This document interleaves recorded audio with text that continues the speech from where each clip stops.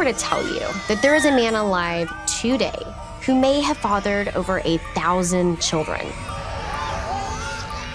and is still going. The Dutch man is facing legal action for allegedly fathering at least 550 children. En Holanda, la ley permite un máximo de 25 hijos en no más de 12 familias, sobre todo para evitar que tengan relaciones sin saberlo.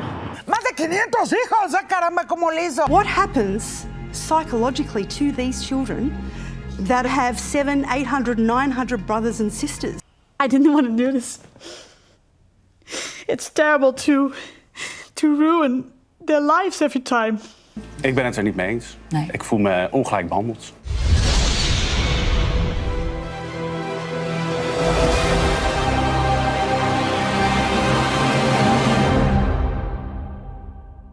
When was the last time you managed to impregnate over 50 women in a year?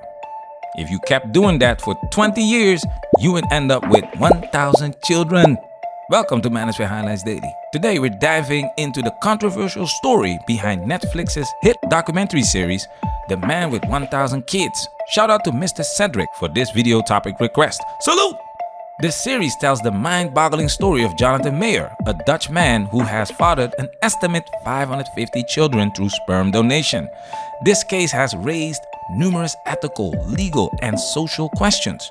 Now, before we dive into this, we want to make it clear that we do not condone what this man has done. Having this many children by different mothers in one specific area without the children knowing about each other could lead to inbreeding in the future, which is not healthy. However, this series is completely biased and doesn't hold these women accountable at all. We are here to address the elephants in the room and provide a red pill analysis of this extraordinary situation.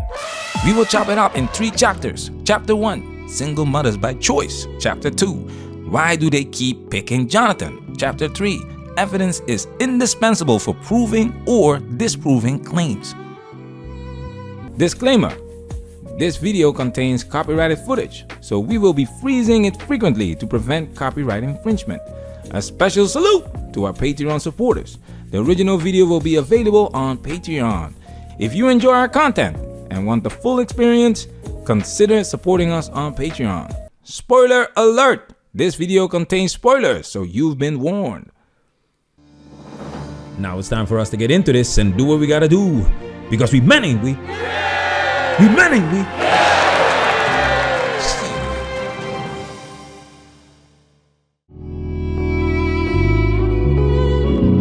From a very young age, I always wanted to be a mom. It's difficult to describe. It's something that it's just there.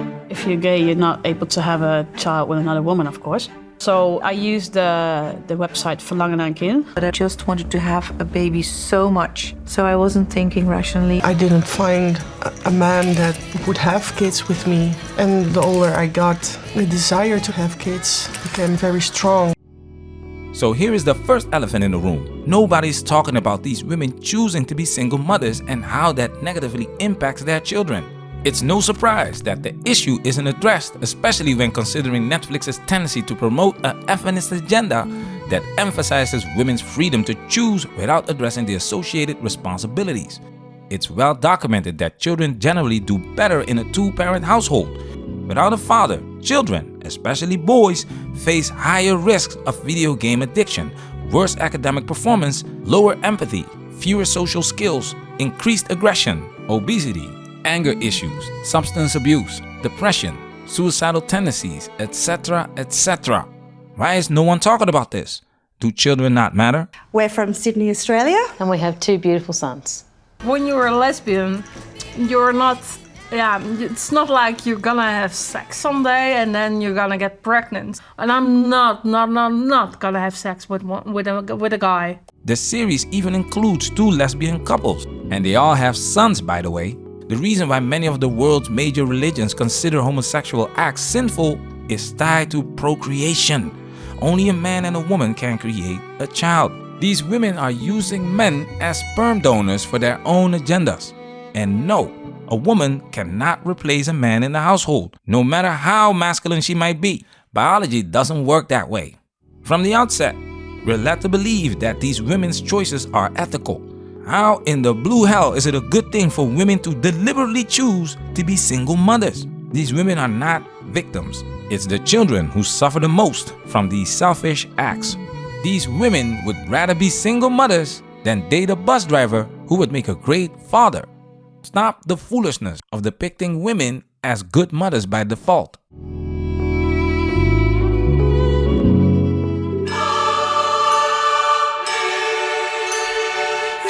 It is with his hair all curled up and pretty. When he came, I was thinking, wow. He had the most kindest eyes, and he just really seemed like he was a really beautiful little boy. Perfect skin, good body, blonde hair, blue eyes. And I'm ready to have beautiful babies. Okay, that's a good-looking guy. Jeez. Well, yeah, he could be the father of my child. The second elephant in the room is the fact that these women are superficial as F. Mate selection in modern times is extremely superficial. Despite the complexity of human beings, we process information through our 5 senses. If women don't find a man visually appealing, which is the case for about 80-90% of men, dismissal is imminent. That's the truth that hurts. And this series proves once again that women will break the rules for Chad. When he came to my place to donate, he offered me the opportunity to conceive in a natural way by having sex.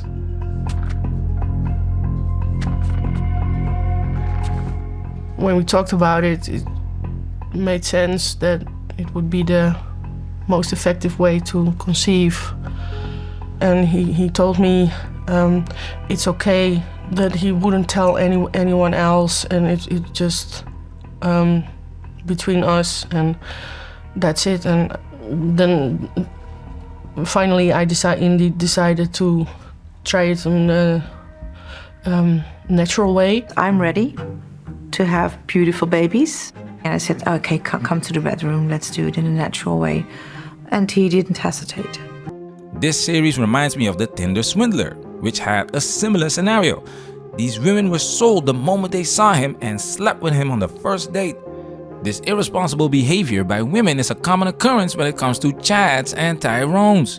Chads and Tyrones do not discriminate and will smash the whole scale, leaving these women alpha widowed. Chad struck. Now look what happens if you're not a Chad.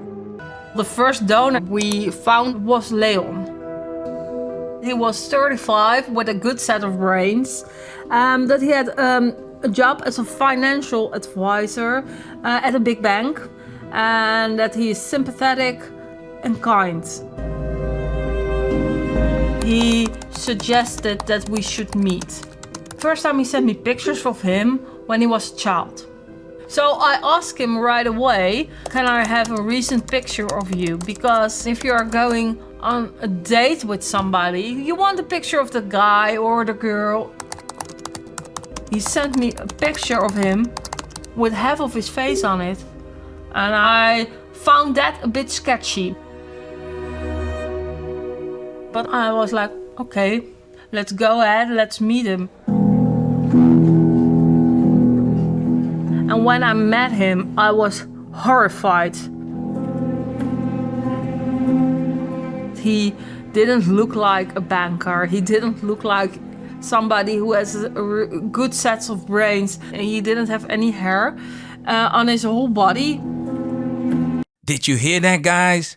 He did not look the part. This is what these dating coaches are teaching you.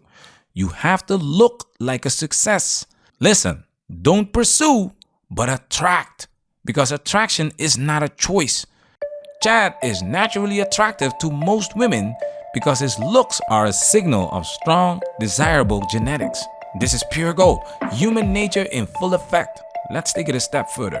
And then he had a scar from his left ear to his right ear on the back of his head. So I saw the scar and I was like, what is wrong with this guy? And I thought, no, not with you, not with your genes. You're not gonna procreate with my genes. No, we're not gonna do that. This is pure gold. Pure gold, baby. It doesn't get any better than this. You heard it straight from the horse's mouth. Woo! Leon is dumped faster than a stock in a market crash. This is a clear case of genetic rejection, while Chad, with his desirable traits, is immediately welcomed with open arms. Or should I say, open legs. Chad doesn't need 6 figures. Chad doesn't need $6. Sexual market value, SMV, dictates this behavior. Just like on a dating site, these women selected their sperm donor based on superficial criteria. Because you could see that his straws had sold out, and then a month later, those stocks would replenish again. And sometimes they would replenish up to 120 vials at a time. And they were going very quick, so we knew that he was very popular. Once again, the 1090 rule applies because all of these women kept picking Chad as their sperm donor. Stop wasting your time on these dating apps because that's the realm of Chad and Tyrone. Like I always say, follow the information that's consistent. This is happening in college, this is happening on dating apps, and now we have proof that the 1090 rule applies to sperm banks.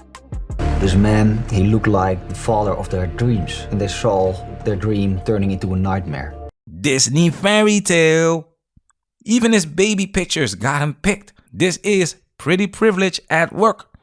Many women remain single because they can't let go of the idea of marrying Prince Charming one day. Even women with a low sexual market value cling to this idea, especially in modern times where most people meet online. Advanced technology has expanded the reach of Chad, allowing him to impregnate women all over the world, proving that women are women first, everywhere. These women want to stay in touch with Chad because he's a nice looking handbag for them to show off. Why is nobody talking about this irresponsible behavior by these women? Check this out. Something snapped. I was angry, I was mad. I was like, what did he do? And why did he do this? The next day, I contacted Jonathan. I said him, I know about the numbers. I said, I'm going to hang you by your balls from the highest tree.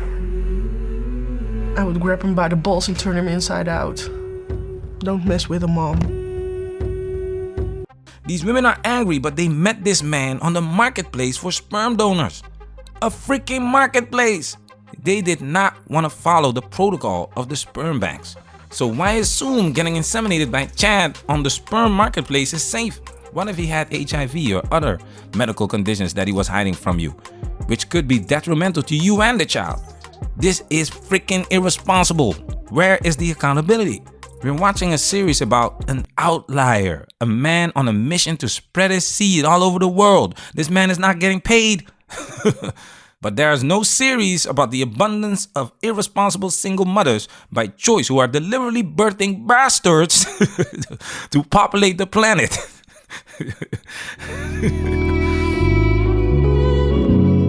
It's not a national problem, it's a worldwide problem because this guy has children everywhere. They wanted him to stop donating and asked the clinics to destroy all his semen in stock. The only way to stop him was going to court. Something like this never happened before. So we knew we will be walking into legal no man's land. What I found most interesting about this series is how they presented the legal aspects of this case, because it never happened before. To stop Jonathan from donating sperm, they first had to establish a legal basis by demonstrating that his actions were harmful. And then I told a colleague of mine, I think there is a way we can solve this. There is this article in Dutch law that states you should not cause harm to other people.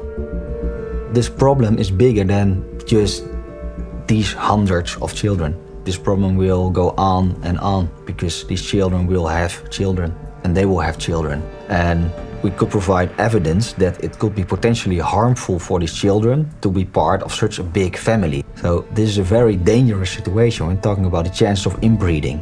This word right here, evidence.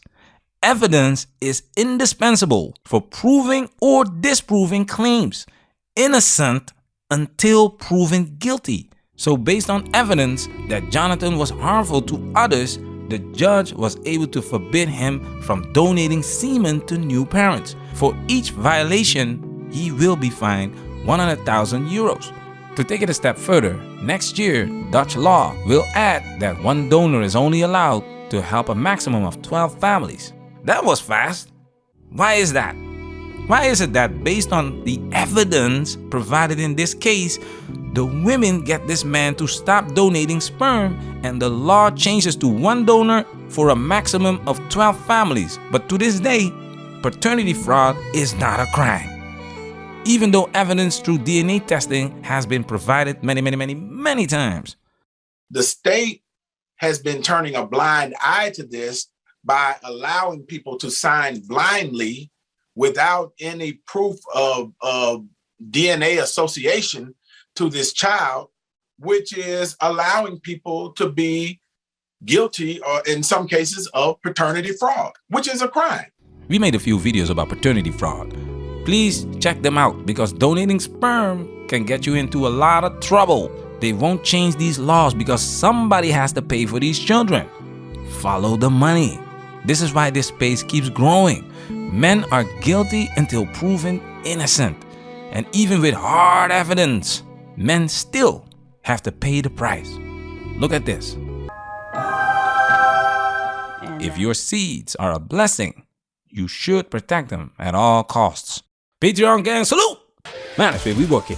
Protect yourself at all times. This video has officially been highlighted.